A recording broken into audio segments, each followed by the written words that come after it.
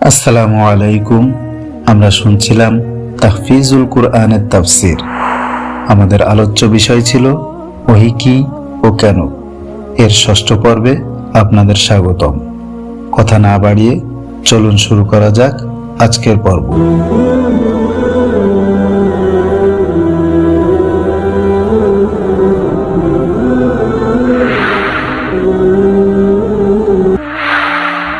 ওহী নাজিলের এই অবস্থায় কখনো কখনো চাপ এতটা বেশি হতো যে তিনি তখন যে পশুর পিঠে সওয়ার করতেন সেটি তার গুরুভারের কারণে বসে পড়ত। একবারের কথা, নবী সাল্লাল্লাহু আলাইহি ওয়াসাল্লাম হযরত যায়েদ ইবনে সাবিত রাদিয়াল্লাহু আনহু এর উরুতে মাথা রেখে শোয়া ছিলেন। এ অবস্থায় ওহী নাজিল হলো।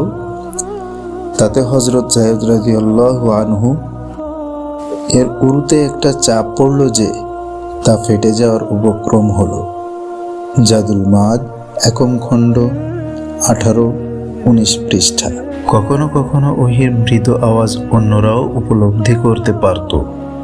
হযরত ওমর রাদিয়াল্লাহু আনহু বলেন, যখন নবী সাল্লাল্লাহু আলাইহি ওয়াসাল্লামের প্রতি ওহী নাজিল হতো তখন তার পবিত্র চেহারার কাছে মৌমাছির গুনগুন আওয়াজের মতো শব্দ শোনা যেত। মুসনাদে আহমদ, কিতাবুস সিরাতিন নাবিয়্যা, 20 নম্বর খণ্ড, 212 পৃষ্ঠা। ওহী নাজিলের তৃতীয় পদ্ধতি। ফেরেশতা কোনো মানুষের আকৃতিতে নবী সাল্লাল্লাহু আলাইহি ওয়াসাল্লামের কাছে এসে আল্লাহ তাআলার বাণী পৌঁছে দিত। এরূপ ক্ষেত্রে হযরত জিবরাইল আলাইহি ওয়াসাল্লাম সাধারণত প্রসিদ্ধ সাহাবী হযরত দিহিয়া কলবী রাদিয়াল্লাহু আনহু এর আকৃতিতে আগমন করতেন। কখনো অন্য কারোর বেশেও আসতেন। সে যাই হোক, জিবরাইল আলাইহি ওয়াসাল্লাম যখন কোনো মানব আকৃতিতে ওহী নিয়ে আসতেন তখনকার ওহী নাজিল নবী সাল্লাল্লাহু আলাইহি ওয়াসাল্লামের পক্ষে সর্বাপেক্ষা সহজ হতো। আল ইতকান, একম খণ্ড, 46 পৃষ্ঠা। ওহী নাজিলের তৃতীয় পদ্ধতি।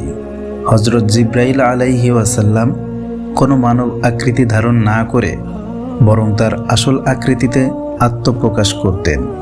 তবে মহানবী সাল্লাল্লাহু আলাইহি ওয়াসাল্লামের সারাটা জীবনে এরূপ মাত্র 3 বারই হয়েছে।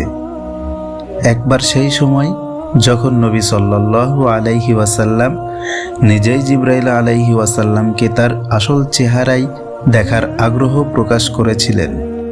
দ্বিতীয়বার মেরাজে, আর তৃতীয়বার নবুয়াতের শুরুভাগে মক্কা মুকাররমার আওয়াদ নামক স্থানে। প্রথম 2 বারের কথা তো সহিহ সন্দেহে বর্ণিত আছে, তবে তৃতীয়বারের ঘটনা সন্দেহের দিক থেকে দুর্বল হওয়ায় কিছুটা সন্দেহজনক। ফাতহুল বারী, একম খণ্ড, 18-19 পৃষ্ঠা। চতুর্থ পদ্ধতি হলো কোনো মাধ্যম ছাড়া সরাসরি আল্লাহ তাআলার সঙ্গে কথোপকথন।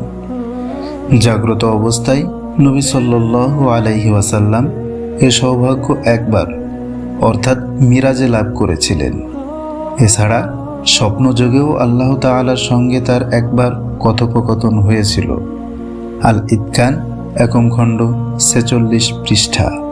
ওহী নাজিলের পঞ্চম পদ্ধতি ছিল এই যে হযরত জিবরাইল আলাইহি ওয়াসাল্লাম কোনো আকৃতিতে সামনে আসা ছাড়াই নবী সাল্লাল্লাহু আলাইহি ওয়াসাল্লামের অন্তরে কোনো কথা ঢেলে দিতেন।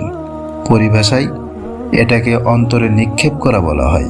কোরআন নাজিলের তারিখ।